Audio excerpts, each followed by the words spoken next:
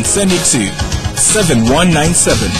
Your views, our interviews on Spectrum, Radio 1 FM 90.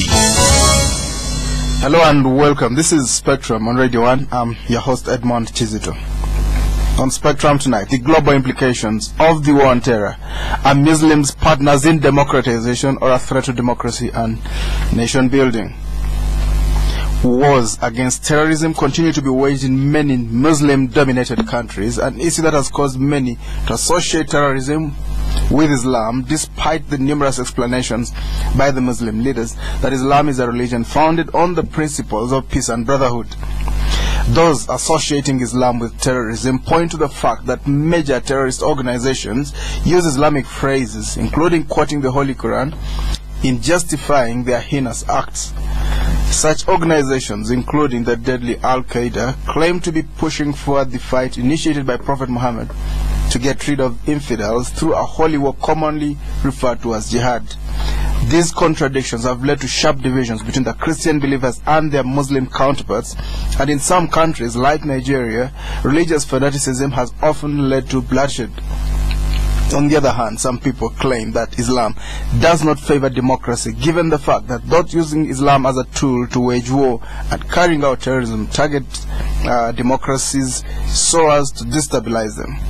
Another matter that seems to be blemishing Islam is the cruelty that is involved in implementing the Sharia law, which is largely derived from the Quran. So tonight we reflect on some of the issues as we try to understand why Islam continues to be linked to terrorism, and if it's true that Muslims are a threat to democracy and nation building. Our guest tonight, Dr Mohamed Elsanous, Director of Community Outreach at the Islamic Society of North America.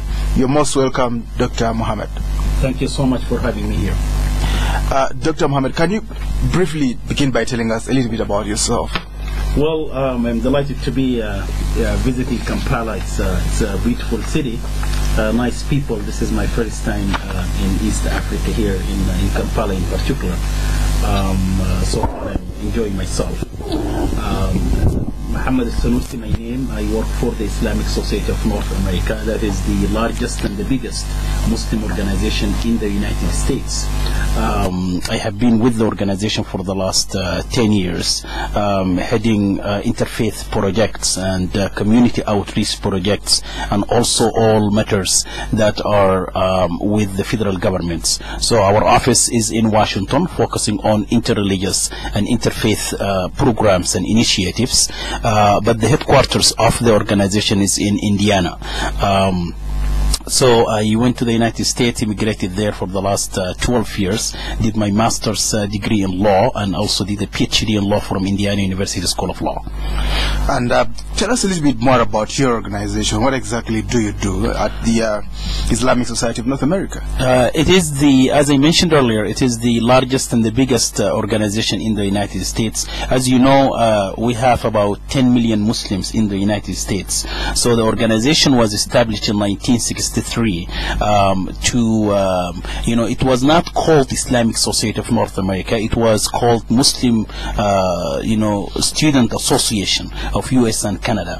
And if you recall, in the 1950s and 1960s, when the Islamic countries starting getting their independence, they send a lot of students to the West, particularly to the United States, so that students can get education and come back and contribute in the development of the new nations.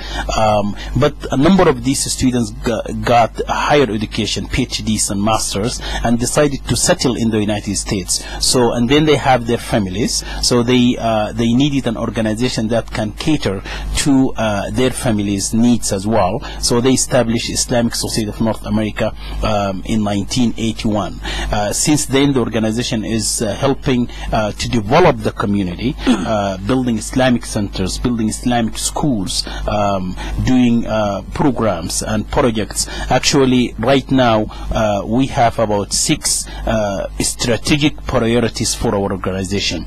So number one priority is for us is to train the imams and the community leaders in our society, that they are well trained in Islamic theology, as well as they understand the contemporary environment that we are living in.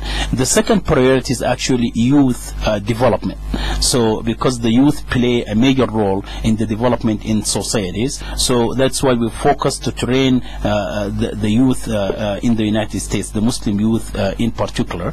The third priority is the sound financial base for any community to develop and to progress. They needed a stability, financial stability. So we have several mechanisms and projects to achieve that. The fourth priority is that interfaith partnership and collaborations. You know, we're living in a society in the United States that is a very diverse society. So it is very crucial for us to build relationship with the interreligious community, people of other faith, people of different traditions, Christian community, different denominations, Jewish community as well.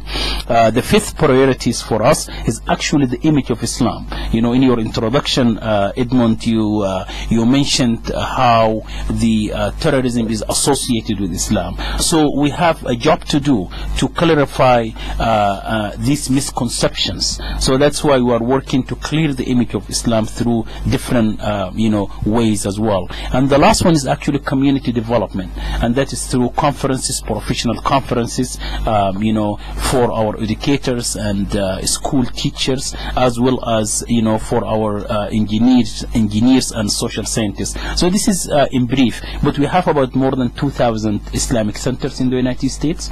We have about 400 Islamic schools in the United States. We have several social justice organizations and advocacy group. So I think the community is growing. We enjoy good interreligious relationships. You mentioned the building of Islamic centers. One of the controversies that has raged in the U.S. for quite some time is a planned Islamic center adjacent or next to Ground Zero, where the twin bombings took place, the bombing of the Twin Towers took place. Right. I'm glad, Edmond, you asked this question, because there is a lot of misinformation right there regarding building an Islamic center. I always, when I get the opportunity, I'm trying to practice my legal background. In the United States, freedom of religion and freedom, to practice your religion is guaranteed by the Constitution of the United States. It's the First Amendment. The very first amendment to the Constitution of the United States is actually freedom of religion. The country and the government cannot establish any religion. So you are free living in the United States to practice your religion, regardless what orientation you adhere to. So with that, the Muslim community and the Christian community and the Jewish community, they have freedom to build worship places. So there is nothing called, banning building an Islamic centers.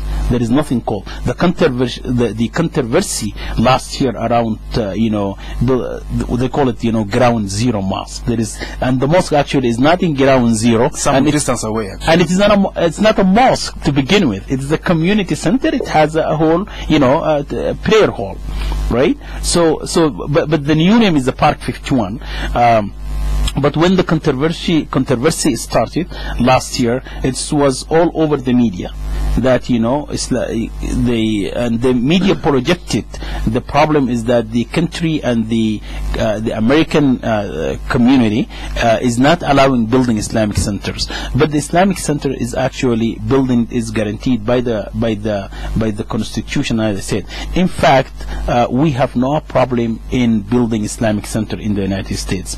You might have heard recently also there was also a controversy about building Islamic center in the state of Tennessee in the United States. This small city called Murfreesboro, Tennessee. I visited the city actually 3 months ago. I met with the community there, and the government, the Justice Department, the federal government involved actually to talk to the local community that if you do not allow the Muslim community to build an Islamic center, we have to use the law and protect the community to practice their freedom of practicing their own religion. I mean, I want to go a step further. not only building worship places is guaranteed by the U.S. Constitution.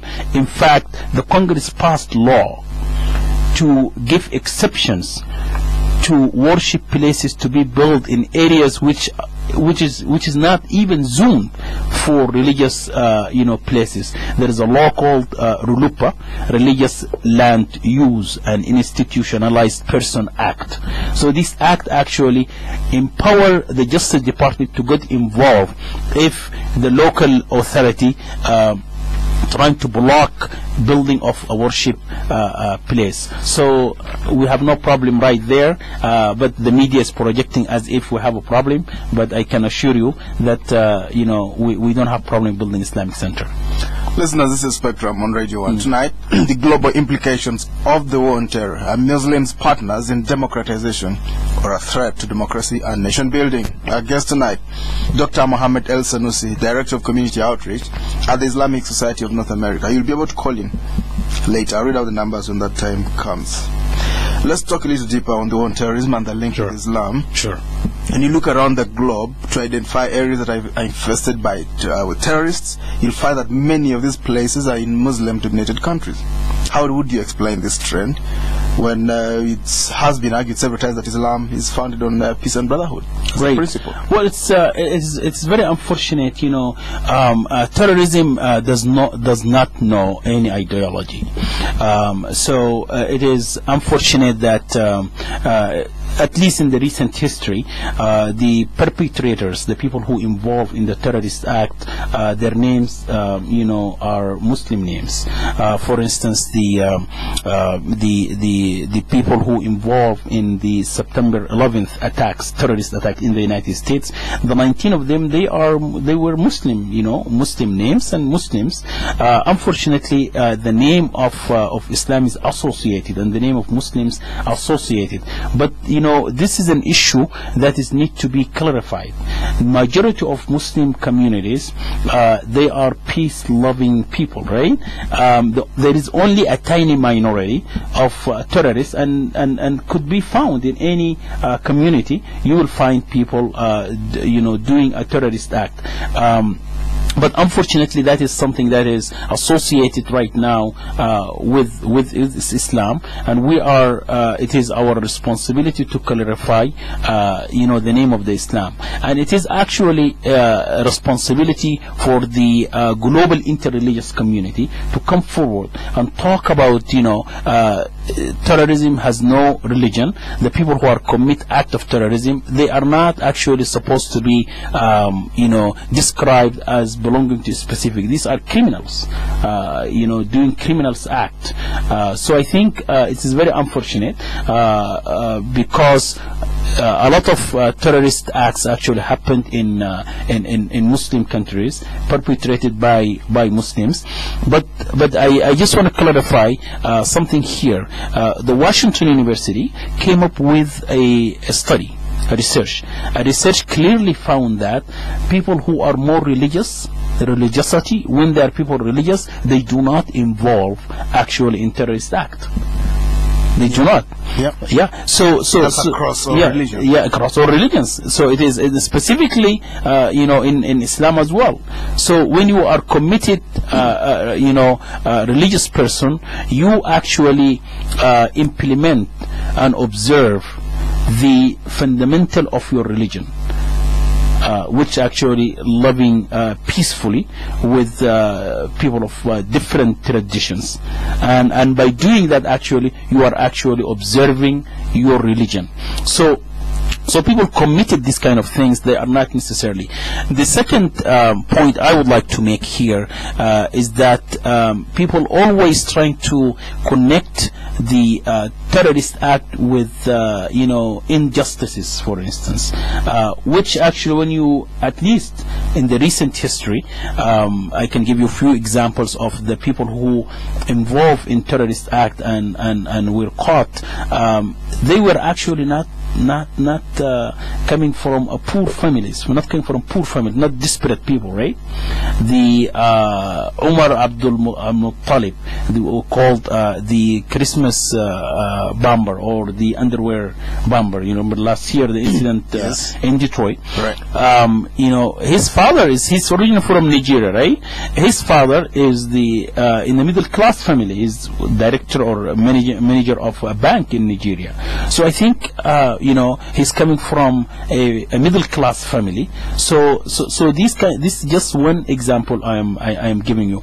The second point I would like to make is that even people, when they go and involve in this terrorist act, sometimes they have some kind of misconceptions. Probably you heard about the Virginia 5. Yes. These are 5 American-born kids, Muslim-born, from Virginia, from North Virginia in the United States. They decided to go to Afghanistan to do jihad, they call it, and they were caught in Pakistan. So when they were asked in the media, "You are a terrorist," they said, "No, we are not. We are jihadists." So it's interesting to see how people looking into this topic. Talk to us about the jihad. What is it? Well, I think it is a struggle. Most of the scholars, when they talk about the jihad, they said it is an internal struggle to strive and to struggle to perfect specific things. So, for instance, Edmond, yourself now, you are making jihad to strive to perfect this program, meaning that to perfect it in the way that is your audience are pleased with it. So you are striving to do this. So that is the actual meaning of jihads. And in addition to that, the biggest jihad, the Prophet of Islam, Prophet Mohammed, peace be upon him, said, the biggest jihad is jihad an-nafs. It is a struggle and strive in your own self, how to discipline yourself, how to respect other people, how to be a committed religious person. So that is very challenging. He said the biggest jihad is actually the struggle about your own self. That's interesting. But they call it the holy war. But if someone, a fellow Muslim, is sinning, go and cut off his hand or cut off his head. Right. How do you explain that? How does it? Well, I think I think that's why we are always trying to see how people look into these Islamic fundamental values, and how we look into Islam itself, and trying to implement, because Islam and the Quran, actually the Quran itself, it came as a fundamental kind of principles, but it is the role of our Muslim scholars to look into these fundamentals and come up with a interpretation that allow us all to live in a peaceful living, to live in with this contemporary environment and contemporary time that we are living in.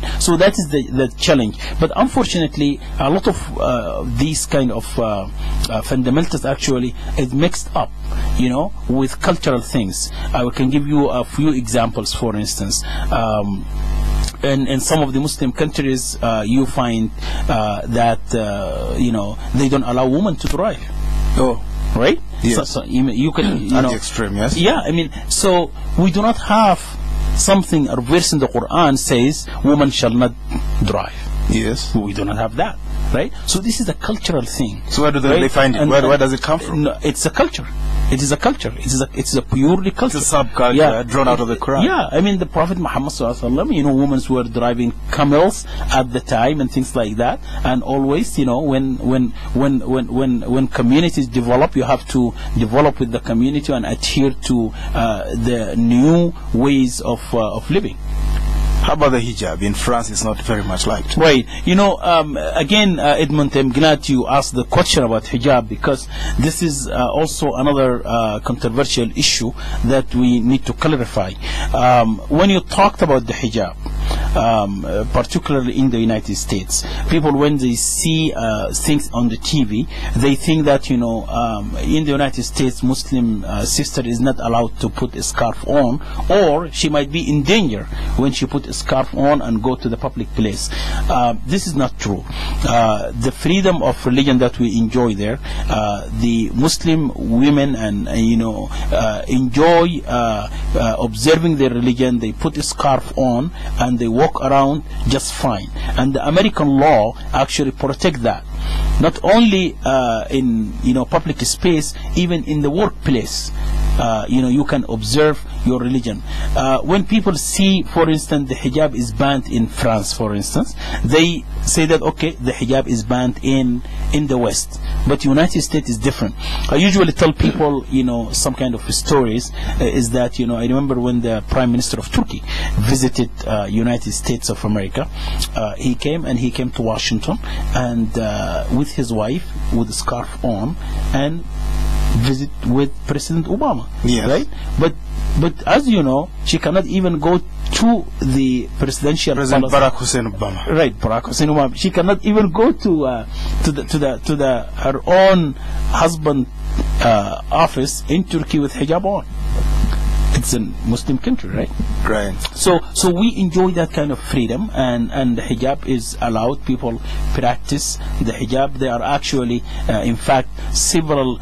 Edmund, I have to tell you, in a country, this is United States, in the country with more than 370 million people, yes, you have to find isolated incidents from the society at large. People that they see the crazy things happening on the TV, right? The violence, the killing, and things like that. And then they see a Muslim woman in the street or in the public place or in a supermarket. They might, abuse her or harass her. But actually, there is law. There is law that is persecuting these peoples. In addition to that, the U.S. administration created civil rights divisions in the Homeland Security Department, for instance, in the Justice Department, to enforce this law to protect the civil rights of all people. Actually, anybody that is her or his civil rights is abused or violated, is going to be he or she will have the right to go to court, and the law is supporting them. This is Spectrum on Radio 1. Tonight, the global implications of the war on terror. Are Muslims partners in democratization, or indeed a threat to democracy and nation building? We're going for a break, but we'll be right back. You'll also be able to take part in this discussion. Do stay tuned. Let's show you how to multiply your savings, starting with the cash beneath the mattress to the savings in the bank that aren't making money. Let's turn your savings into somethings with Super Save Reloaded. Super Save Reloaded brings you savings and investment accounts which offer you a sure and predictable way to multiply your savings. For more information about Super Save Reloaded, ask at your nearest Stanbic Bank branch. Stanbic Bank, moving forward. 3 times a year, every year for the past 6 years, I have been stressed going to pay school fees. I've woken up at the crack of dawn, taken 2 taxis and a board. Finally arrived, filled out the forms. I have lined up between a guy with kabubuka and a guy with a nasty cough. And I've waited and waited, but no more now. I have moved on with MTN mobile money. So now I pay school fees directly from my mobile while I spend time with my children. When you move on with MTN mobile money, your children can move on to greater things. And now, everyone can pay school fees with MTN mobile money. So, be one of the 100 people to win 100,000 shillings towards your next school shopping when you pay school fees with MTN mobile money. MTN. Everywhere you go. Even back when I met George, I noticed something different about him. Maybe it was the way people looked up to him, or maybe it was his willingness to always help. He struggled at the start, and today he is a successful bar owner.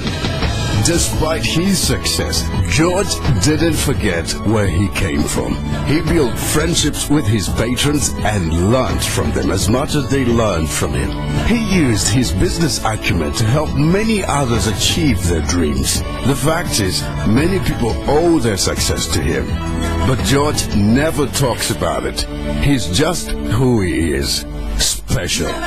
So here's to men like George, who make a difference, who enjoy Nile Special, the rich, satisfying taste from the source. Nile Special, you've earned it. Not for sale to persons under 18. Spectrum on Radio 1 FM 90 is brought to you by Islamic Bank. Welcome back on Spectrum tonight. The global implications of the war on terror. Are Muslims partners in democratization or a threat to democracy and nation building? Our guest tonight, Dr Mohamed Elsanous, Director of Community Outreach at the Islamic Society of North America. You will be able to contribute to this discussion. I'll read out the telephone numbers when that time comes. Dr. Elsanous, you said that a study at the American university showed that Washington University right, showed that people, when they get deeper into their religion, regardless of their religion, whether it's Hinduism or whatever, Buddhism, right, they become peaceful. They cease to be a dangerous to society. But we've heard about fundamentalism driving people to do crazy things, suicide bombers, for instance. Right. How do you explain that? Yeah. That contradiction. Right. It's because it's unfortunate right now. With this age of communications, a lot of people actually getting their indoctrination and their information and knowledge from online, through the internet. And the internet is full with distorted informations. If you see, for instance, the incident that happened in the United States last year, Major Nidal Hassan, when he shot in his own colleagues, in Texas and Fort Hood, and killed about 13 Americans. Soldiers, he got this kind of knowledge and things like that from